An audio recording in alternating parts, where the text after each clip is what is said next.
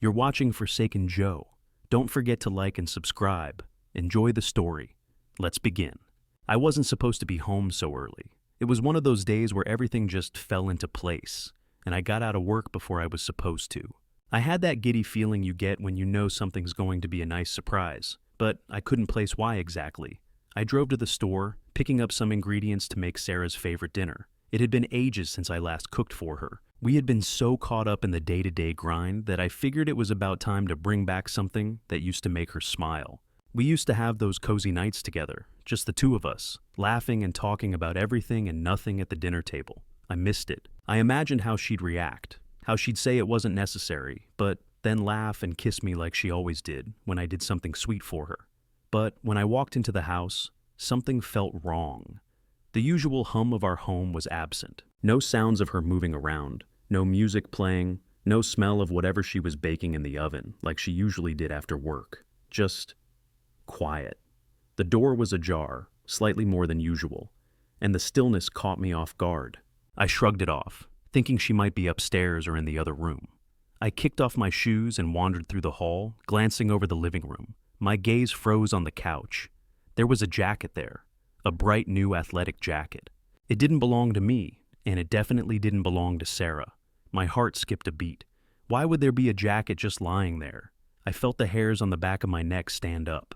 I picked it up, expecting it to be a mix-up. Maybe one of her friends had left it here. An easy mistake. But then I reached into the pocket. Menthol cigarettes. I don't smoke. Sarah doesn't smoke.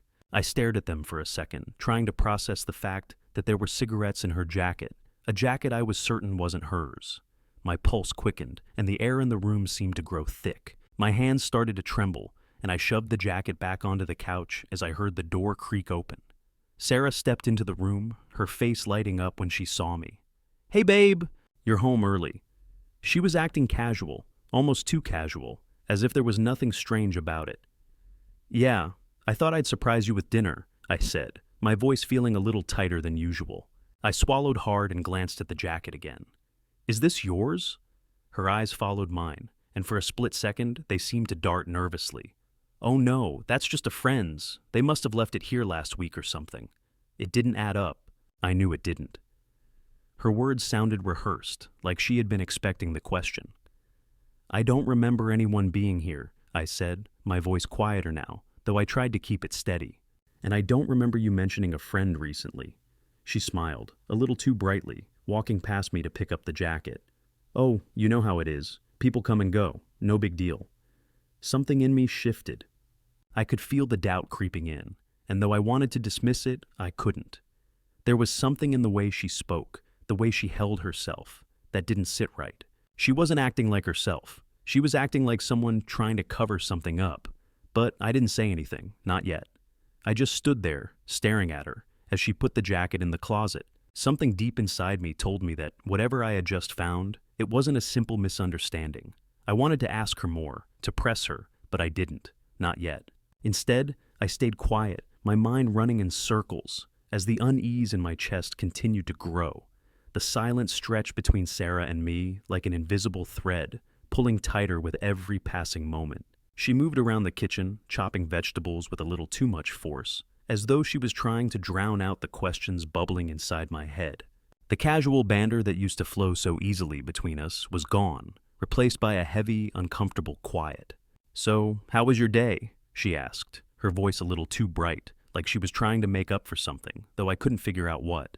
"Fine," I replied, my eyes drifting back to the jacket on the couch, still hanging there like a symbol of everything that felt off. "The usual." She nodded, her smile almost too wide, as if forcing it to stay in place. I wasn't sure if she was trying to convince me or herself that everything was okay. "That's good," she said, and then there was a moment where neither of us knew what to say next. I shifted my weight, still holding the jacket. It felt strange in my hands, foreign, like it wasn't part of our home, but I didn't mention it, not yet. Sarah hummed, trying to fill the space with noise as she moved around the kitchen, stirring something that didn't need stirring. I caught her glancing at me out of the corner of her eye, and it was just enough to make the hair on the back of my neck stand up. Her eyes quickly shifted away, but I saw it. Just a flicker of something in her expression. Was it guilt? Fear? I couldn't be sure, but I didn't need to be. I felt it in the air, in the way the silence was growing thicker with every word that didn't come out of her mouth. "You never said anything about that jacket," I finally said, my voice quiet, almost a whisper. "Who was it for? The one on the couch?" Her hands froze mid-motion as she reached for a spoon. There it was, the crack in her calm demeanor. Her breath hitched for a fraction of a second, and her eyes darted to the jacket before quickly shifting back to the pot she was stirring. "Oh, it's nothing, a friend's. I don't even know how it ended up there," she said, her voice too fast, too practiced. I stared at her, waiting. The words felt like they were stuck in my throat, but I didn't speak them. I didn't ask why the friend hadn't taken it with them. I didn't ask why it had smelled like something else, something unfamiliar, something that didn't belong in our home. I didn't want to confront her directly, not yet. Instead, I continued to hold the jacket, the weight of it heavy in my hands. "I see," I said, my voice barely a whisper. The words felt like a small betrayal, like I was giving in to my suspicions, but I couldn't stop myself. The silence between us wasn't something I could ignore any longer. The more I tried to keep the questions buried, the more they bubbled up to the surface, pushing against my ribs, begging to be heard. She smiled again, but this time it wasn't the same. It wasn't the smile I knew, the one that reached her eyes and made me feel warm. No, this one was forced, too wide, too stiff. "Well," she said, her voice a little too bright. "I guess it's just one of those days, huh? Dinner will be ready soon, so let's forget about all this, okay?" But I couldn't forget. Not anymore. I held the jacket for a little longer, not answering her, just silently processing everything. The jacket, the cigarettes, her strange behavior, nothing added up. It wasn't the words that tipped me off. It was the way she was acting, the way everything about her felt distant, like she was trying to keep me at arm's length. When she reached for the jacket, I didn't stop her. I just watched as she folded it, the motion smooth, practiced, like this was just a part of the evening routine. As she placed it back into the closet, I felt a shift inside me, a quiet, uncomfortable shift. I wasn't sure what it meant yet, but I knew that something was wrong. That feeling I had, the unease that had started in my chest when I first saw the jacket, wasn't going away. I didn't say anything more. I didn't need to. But something had changed. I wasn't sure how or when, but I knew that whatever it was, whatever she was hiding, it wasn't going to stay hidden for long. The house felt eerily quiet as Sarah went out to run some errands. Her absence hung in the air like an opportunity I couldn't ignore. My fingers hovered over the keys of her laptop, which sat open on the kitchen counter, the screen locked but waiting. I could feel the tension in my chest, the knot of suspicion tightening with every moment I stood there, contemplating whether to dig deeper. I wasn't proud of what I was about to do, but the need for answers outweighed the guilt gnawing at me. I told myself I had to know, even if the truth would tear apart everything I thought I knew about Sarah and our life together. I typed in the password, her birthday, easy to guess.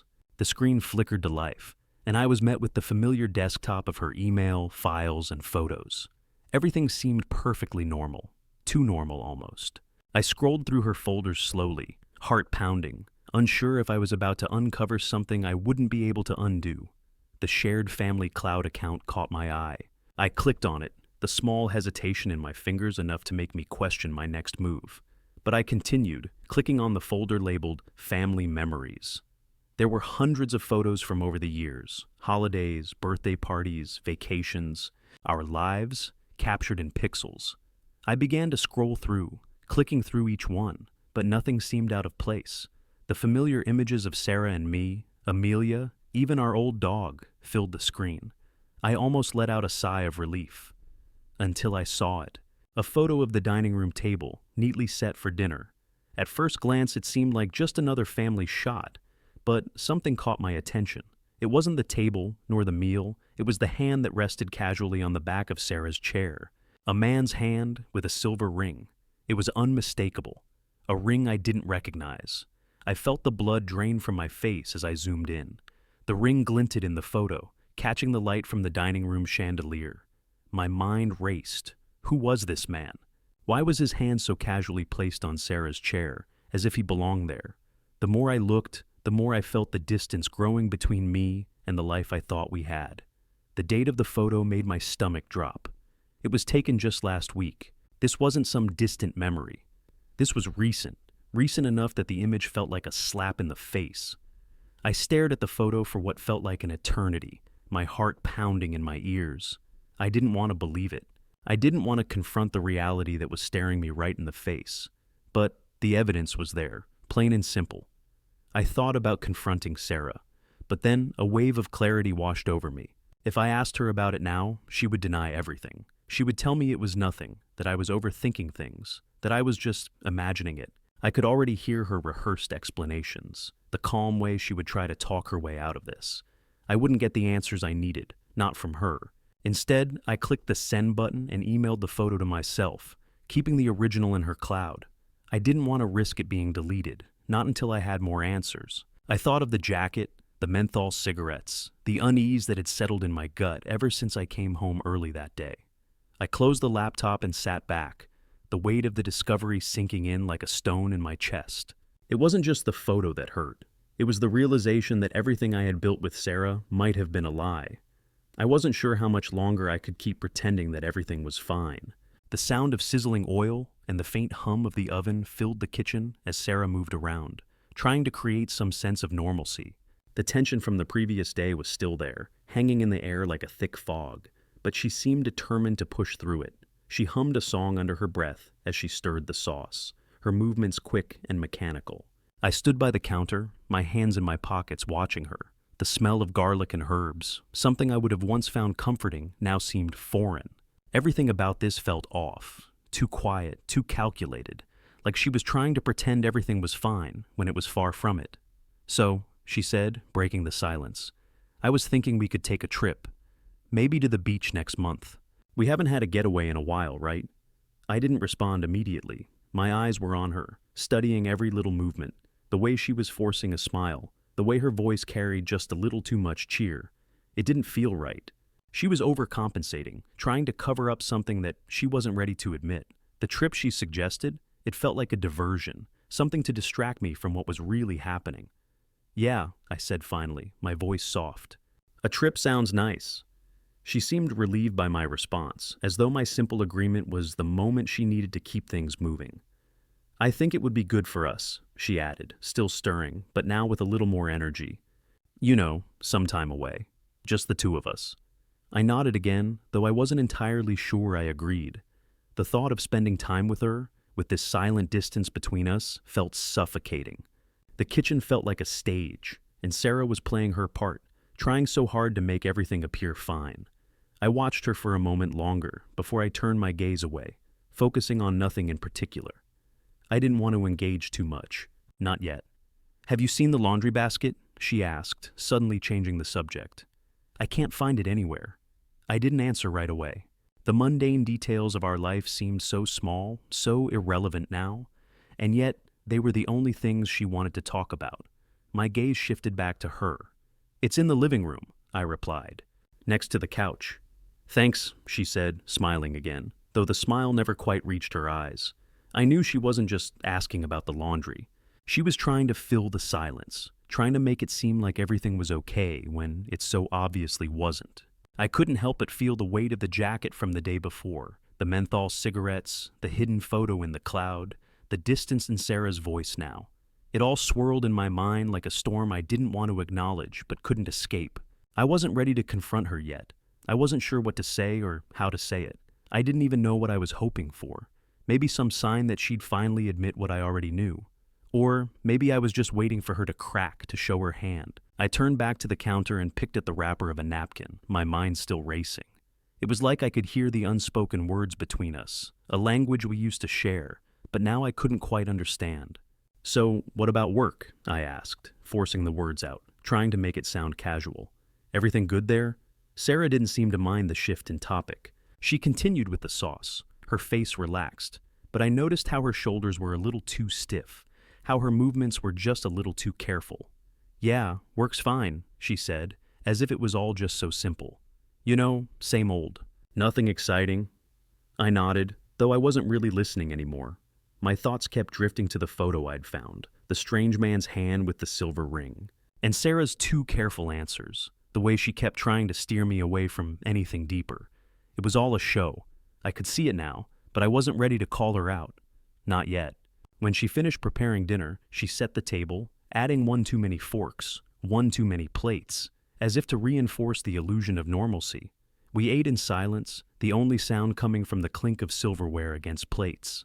The food tasted bland, her words felt forced, and all the while, I could feel the distance between us, growing wider with every small conversation we had about the house, the laundry, the trip we might take. After dinner, she tried to be affectionate, leaning over to kiss me, but her lips felt stiff against mine, as though the whole thing was mechanical. I couldn't reciprocate the way I used to. It felt wrong. I pulled away slightly, my mind still buzzing with the photo, with the jacket, with the questions I wasn't asking.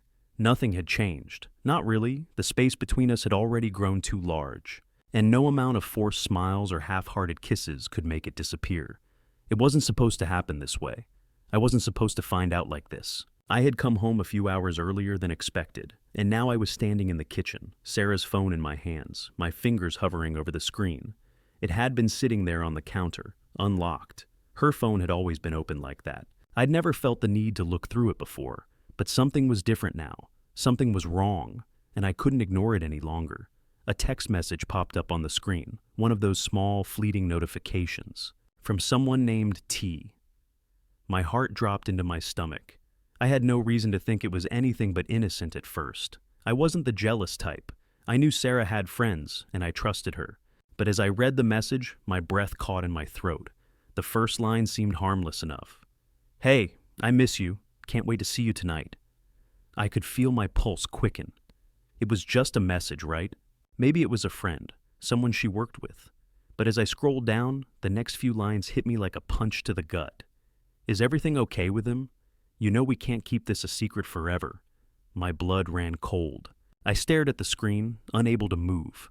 The tone of the message was unmistakable, and my fingers trembled as I held the phone in my hand. My mind raced, desperately trying to convince myself it was all a mistake, but I knew it wasn't. Another message from T popped up. "I'll be at the usual spot. 8 p.m. Don't keep me waiting." The usual spot. 8 p.m. I felt a knot tighten in my chest. It wasn't just a mistake, it was deliberate. The messages were intimate. They weren't just friendly words exchanged, they were something more, something I couldn't deny. I sat down at the kitchen table, the phone still in my hands, staring at the screen. A strange mix of dread and clarity washed over me. It wasn't just suspicion anymore. The truth was staring me in the face, and I could feel the weight of it pressing down on me.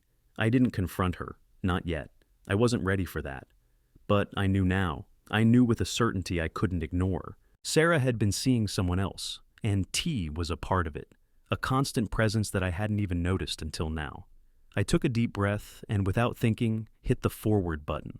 The text was immediately sent to my email. I didn't want to keep the evidence on her phone. I wasn't sure what I would do with it yet, but I had to have it. I had to keep it safe. I placed the phone back down on the counter, my hands shaking slightly. For the first time in a long while, I felt detached from everything around me, as if I was watching it all unfold from a distance. I looked around the kitchen, the smell of dinner cooking, the soft hum of the fridge in the background. Everything felt distant, like I was no longer a part of the life I had built. I could feel the weight of the secret, and as I sat there, the questions began to swirl in my mind. How long had this been going on? How long had Sarah been hiding this from me? When she walked through the door a few minutes later, her usual cheery, "Hey babe," felt like a distant echo. I didn't say anything. I couldn't bring myself to speak. I didn't want to. The words I was holding back felt like they might tear me apart if I let them out too soon. Instead, I kept quiet, my mind racing, the truth settling in with a finality that made it feel so real. The phone was still sitting there, unlocked, with the messages from T waiting for me to face them. I didn't know if I was ready, but I had no choice anymore. The truth had been laid bare, and now I had to figure out what to do with it. The kitchen was quiet, save for the soft hum of the refrigerator. I was sitting at the table, absent-mindedly sipping my coffee when Amelia entered the room, a small piece of paper in her hand. I didn't think much of it at first, just the usual morning routine, until I saw her face. Her eyes were steady, but there was something there, something that made the air in the room shift. She wasn't the same as she had been the day before. "Dad," she said, her voice quiet but firm, "I need to show you something." I set my cup down and looked at her. My heart clenched instinctively. The weight of her words hit me before I could even process what she was holding. It was a small piece of paper, folded neatly in half, and she placed it in front of me, her eyes meeting mine with a quiet resolve. I unfolded it. The words on the paper made my breath hitch, and my hand trembled. It was a DNA test result. Amelia, I whispered, unable to fully comprehend the words in front of me. The test was labeled clearly, not the biological father. My mind spun, and the room seemed to tilt as if I were on the verge of falling. Amelia, what is this? I asked, though I already knew. The question was more out of disbelief than genuine confusion. She stood in front of me, her eyes not quite meeting mine. Her lips pressed together in a thin line, and for a moment I could see how hard this was for her. I didn't want to ask, didn't want to know, but I had to. What is this, Amelia? Why are you showing me this? She hesitated, her eyes shifting to the side, then back to me. I didn't want to tell you like this, Dad, but I took the test last year on a trip with some friends. It was supposed to be a joke, a thing for fun, you know, but when I got the results, I didn't know how to bring it up. I didn't want to hurt you. I sat back, stunned. The truth felt like a slap, sharp and raw. Amelia wasn't my biological daughter. All these years, I had been her father, and in my heart, I still was. But now the world felt like it was shifting beneath my feet. But I've raised you. You're my daughter. I couldn't finish the sentence. The words tangled in my throat. I know, Dad, she said softly, stepping closer. You've always been my dad. I didn't want you to find out like this. I didn't want you to feel different about me or that you would love me any less. Tears welled up in my eyes, and I wiped them away quickly, embarrassed. I wasn't prepared for this. The rug had been pulled out from under me, and I was left trying to catch my balance. Just then, the door creaked open, and Sarah entered, her face drained of color the moment she saw the test result. She froze, her eyes locked on the paper in front of me. Her mouth opened, but no words came out. I didn't look at her. I couldn't. Not right now. She had been silent throughout all of this, and now that the truth was laid out in front of us, her silence spoke volumes. Amelia turned to Sarah, her voice a little more fragile than before. Mom, I didn't know how to tell him. I didn't mean for it to come out like this. Sarah stood still, the shock in her expression clear. But there was something else too, guilt. She seemed frozen in place, as if unable to move, unable to speak. Sarah finally whispered, the words barely audible. I didn't know if I should tell you. I felt the anger well up inside me, but I swallowed it back. This wasn't the moment to lash out, not yet. I couldn't focus on her. I couldn't focus on anything but the truth that had just been revealed, the truth that shattered everything. Amelia was still my daughter in every way that mattered, but everything else, everything I thought I knew about my family, had just been pulled apart. The truth had been buried for years, and now it had risen to the surface. The silence between us stretched, and Amelia took a step toward me, her eyes filled with regret. I love you, Dad. You've always been my dad. That's not going to change. I didn't mean to hurt you. I nodded, wiping my face again, trying to regain control. I couldn't speak. I didn't know what to say. The room was thick with the weight of the revelation, and in that moment, I couldn't tell where the hurt from Amelia's test results ended and the hurt from Sarah's silence began. The air in the house felt heavy as I watched Sarah move around the kitchen, still carrying on as if nothing had changed. Her back was to me, and I couldn't help but stare at her. It felt like I was seeing her for the first time, but I couldn't make sense of the person standing in front of me anymore. Everything was a lie. I had been living in a house of mirrors, surrounded by reflections of things I thought were true, but now I was staring at the cracks. The image was breaking apart, and I couldn't put it back together. Not now, not after everything I'd discovered. Sarah, I said, my voice calm but steady. She turned to face me, and I could see the surprise in her eyes. She had no idea I knew, no idea what I had found. She still didn't realize that the curtain had already been pulled back. Yeah? She replied, trying to sound normal, though I could see her shoulders tense at the sound of my voice. I know, I said simply. Her expression faltered for a brief moment, then returned to its usual calm, but I saw it, just a flicker of panic that she couldn't hide fast enough. You know what? She asked, her voice still pretending to be innocent. But I could hear the edge now, the fear she was trying to suppress. I know about the affair, Sarah, I said, the words heavy between us. And I know about Amelia. She didn't respond right away, but I could see her hands tremble slightly as she reached for the counter. Her face went pale, and for a split second I saw the cracks begin to form in her carefully constructed facade. "I didn't want to hurt you," she finally said, her voice small. I didn't want to destroy everything. I didn't want to destroy the family." "You did that the moment you chose to lie to me?" I replied, my voice quieter now, but firm. "The moment you decided that being honest with me wasn't an option." I could see the tears welling up in her eyes, but I wasn't moved by them. Not anymore. Everything felt distant, like I was watching a scene unfold in slow motion, the gravity of what had been said sinking in slowly, painfully. "I never meant for it to go this far," she whispered, almost to herself, her eyes flicking to the floor. "I didn't know how to stop, and I didn't want to lose you." "You should have thought about that before you made all these choices, Sarah," I said, the anger creeping in now, though I was still trying to keep it under control. "Before you lied to me, before you hid this from me, before you let me believe I was the father of Amelia. You should have thought about that." Sarah took a step forward, her voice shaky. "I never wanted to hurt you, I swear. I never meant for things to get this complicated." "Complicated?" I asked, the word bitter on my tongue. "This isn't complicated. This is simple. You betrayed me, Sarah. You broke our family." She seemed to deflate in front of me, her shoulders slumping in a way that almost made me feel pity for her. But then I remembered the last few months, the lies, the secrets, and how everything had felt like it was slipping away even before this moment. No, I didn't feel sorry for her. "And the man in the photo?" I asked quietly, the memory of the silver ring still sharp in my mind. I hadn't mentioned it until now, but it was the final piece of the puzzle, the last confirmation I needed. Her face went blank for a moment before her eyes widened. "What photo?" "The one from the dining table," I said, my voice cold. "The one with the hand, the silver ring." "Who is he, Sarah?" She hesitated, her lips trembling as if the words were lodged in her throat. Finally she spoke, her voice barely a whisper. "His name is James. He's been a part of my life for a while now."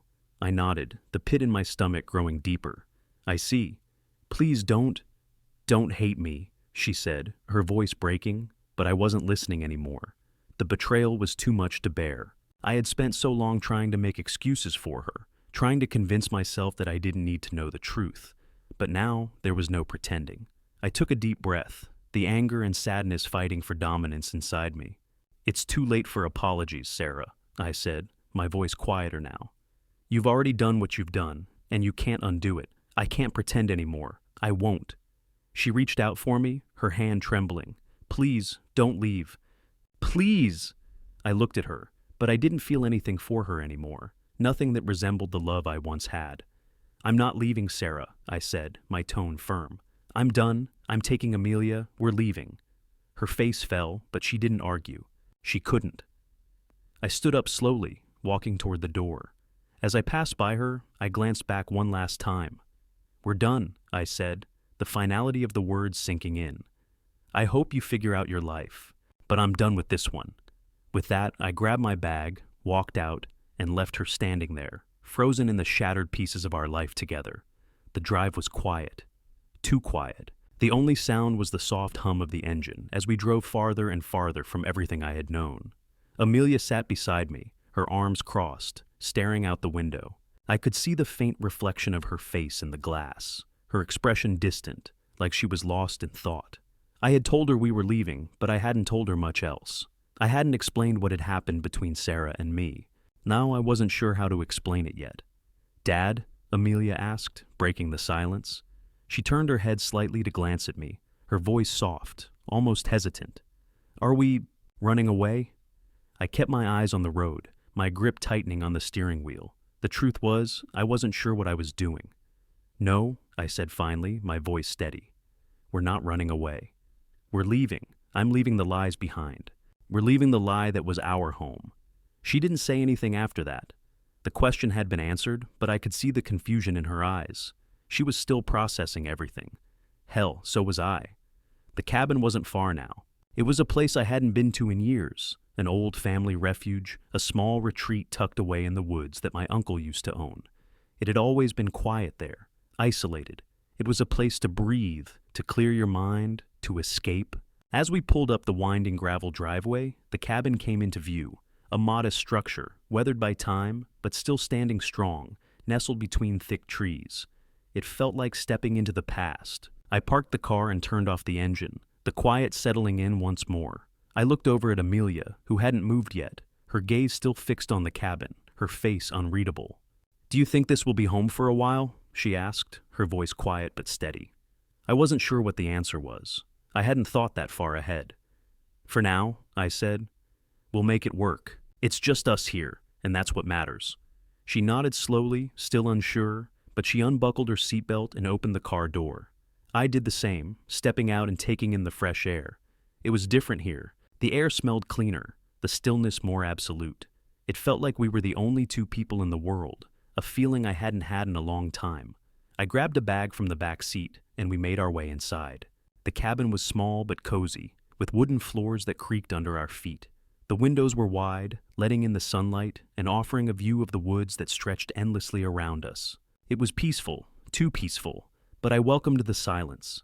The noise of the city, of life I had left behind, felt like it had never really belonged to me. Amelia wandered over to the window, staring out into the woods. "It's kind of beautiful here," she said softly, breaking the silence. I never realized how quiet it could be. I leaned against the doorframe, watching her. She had always been so full of energy, so full of questions, always looking for the next adventure. But now, I saw something different in her, something more like me. She was learning to accept the stillness, just as I was. "It is," I said, walking over to her. "It's the kind of place you can think without the noise. You'll like it here." She nodded, but I could tell she was still processing everything, just like me. There was a lot to process. Our lives had just been flipped upside down, and I knew it would take time to rebuild everything. I set my bag down on the floor and made my way to the small kitchen area. I opened the cupboard and found some basic supplies, cans of soup, crackers, and a few bags of chips. The simplicity of it all was a stark contrast to the life I had left behind, where everything had been busy, fast-paced, and full of distractions. Here, it was just us in the quiet. I turned to Amelia, who was still looking out the window, lost in thought. "How about I make us some breakfast?" I suggested, trying to bring some normalcy back. She didn't answer at first, then turned and nodded, offering a small, tired smile. "Yeah, that sounds good." I started to prepare a simple meal, eggs and toast, nothing fancy. The sound of the pan sizzling and the smell of coffee filled the cabin, grounding me in this new reality. It wasn't much, but it was all I needed right now. As I cooked, I glanced over at Amelia, who was quietly watching me now. There was a sense of peace between us, something we hadn't had in a long time. I didn't know what the future held for us in this cabin, but I knew one thing for sure: we would figure it out together. When breakfast was ready, I set the plates down on the small wooden table. Amelia sat down across from me, her face still thoughtful, but there was something different in her eyes now, a sense of understanding, maybe even acceptance. We ate in silence for a while, the only sound the occasional clink of silverware against plates. It wasn't much, but for the first time in a long time, I felt a sense of peace settling over me. The chaos of the past months seemed to fade into the distance as I looked at Amelia, her presence comforting, grounding. I hadn't fully realized how much I needed this, how much I needed to rebuild my life, to start fresh, without the lies and the hurt. The road ahead was uncertain, but as long as I had Amelia by my side, I felt like I could face whatever came next. I finished my breakfast and sat back, watching Amelia for a moment. She wasn't talking as much, but I could see that she was thinking, trying to come to terms with everything that had happened, just like me. I cleared the dishes and started washing them, the sound of water filling the cabin as I looked out the window. The trees swayed gently in the breeze, and I realized that this simplicity was what I needed, this quiet. The chance to heal, to rebuild, and to focus on what truly mattered. And for the first time in a long time, I felt like I was doing something right. The morning light filtered through the trees, casting long shadows on the cabin floor. I sat at the small kitchen table, a steaming cup of coffee in my hands. The mug felt warm, comforting, and the simple ritual of sipping it in the quiet stillness of the woods was grounding. For the first time in a long while, I felt like I could breathe without the weight of all the lies and betrayals pressing down on me. Amelia was still asleep, curled up on the couch in the living room. The cabin was small, cozy, and perfect for what we needed right now: space to heal, to be alone, and to start over. It was far from the life we had known, but it was the life we needed. The world outside this cabin felt miles away, distant and insignificant. I had spent the past few hours trying to focus on the present, on the small, simple things, making coffee, setting up the small kitchen, organizing our things. There was no rush, no noise, no pressure, just peace. Amelia stirred on the couch, her eyes fluttering open. I watched as she slowly sat up, stretching her arms over her head and letting out a quiet yawn. Her eyes met mine, and she smiled, though there was a sadness behind it. We hadn't said much to each other since we arrived, both of us still processing everything that had happened. "Morning," she said softly, rubbing her eyes. "Morning," I replied, offering her a small smile. "Sleep well?" "Yeah, better than I thought," she said, sitting up. "It's kinda nice here, quiet." I nodded, my gaze drifting to the window. The trees outside were still, the air crisp and clean. There was a calmness here, a sense of simplicity that felt right. "I'm glad you're okay with this," I said. "It's not much, but we can make it work." She shrugged, a small, thoughtful smile playing at the corners of her lips. "It's more than we had at home. At least here, it's just us. No pretending, no distractions." I nodded again, my heart tightening at her words. It wasn't just the physical space we needed. It was the emotional space. The chance to heal and rebuild without the weight of the past pressing on us. She got up and walked over to the window, gazing out at the forest. "I don't miss the noise," she said softly. "But I do miss—" Her voice trailed off and she turned to me. "I don't know. It feels like everything's just broken." "Yeah," I said, my voice barely above a whisper. "It is. But we'll fix it. We'll figure it out together."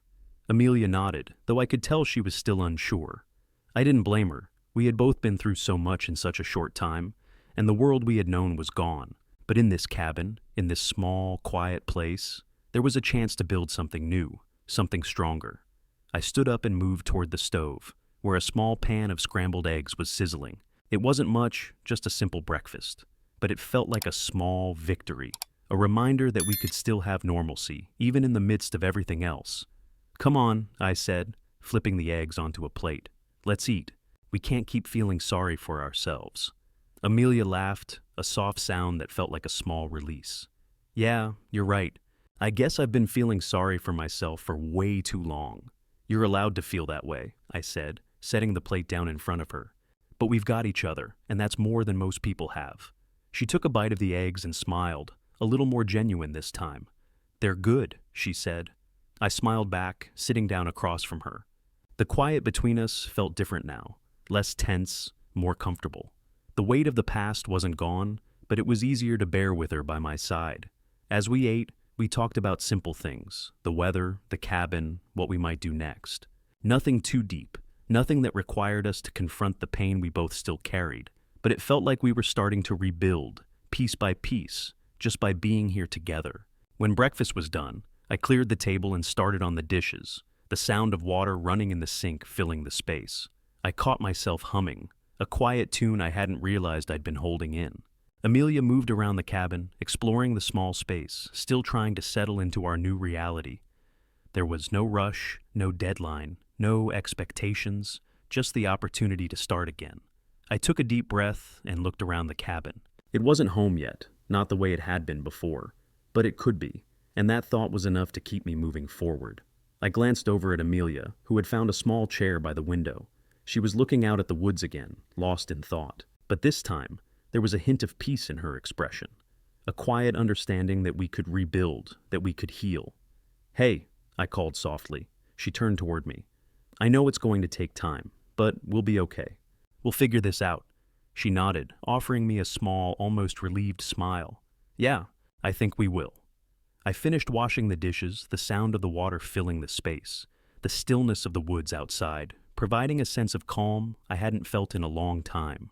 For the first time in what felt like forever, I allowed myself to feel something other than anger and loss. I felt the flicker of hope, and it was enough to keep moving forward, to keep rebuilding,